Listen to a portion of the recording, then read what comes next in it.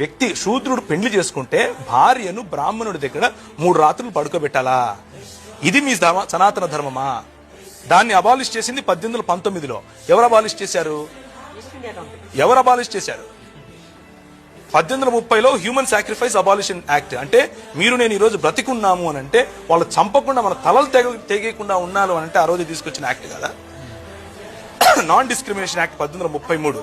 Right to sit, శూద్రులకు కూర్చునే హక్కులు లేవండి, పిరుదులు కోసేవాళ్ళు. ఈ రోజు టీవీల ముందు మీరు నిలబడుకుని మాట్లాడుతున్నారు అంటే కారణం ఏంటి? ఏ యాక్ట్ కారణంగా? ఈ ట్రైబల్ యాక్ట్ గుర్తొచ్చిందా? అది చేయించింది బ్రాహ్మణ సముదాయం కాదా? నాచ్ కమ్యూనిటీ అన్నటువంటి ఒక కమ్యూనిటీ ఉండేది.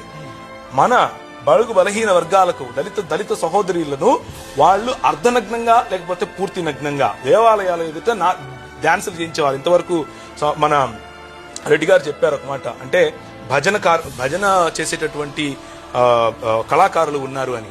వీళ్లను కూడా ఎవరైతే నాచ్ కమ్యూనిటీగా పిలిచారో, దేవదాసి కమ్యూనిటీగా పిలిచారో, జోగిని కమ్యూనిటీగా పిలిచారో వీరిని ఉంపుడు గత్తెలుగా ఒక పక్క చూస్తూ, వీరు పెళ్లిళ్ళు చేసుకోకుండా పిల్లలు కనాలి అని చెబుతూ, కాదు వీళ్ళు కళాకారులు అని పేరు పెట్టి వారి కోసము దాన్ని ఏమంటారు, హైకోర్టులో పిటిషన్ వేస్తే కొట్లాడుతూ ఉంటే ఈ సనాతన ధర్మ సంరక్షకులు వచ్చి ఏమంటారంటే ఇది మా సంస్కృతి అంటారు. ఏదండి మీ సంస్కృతి?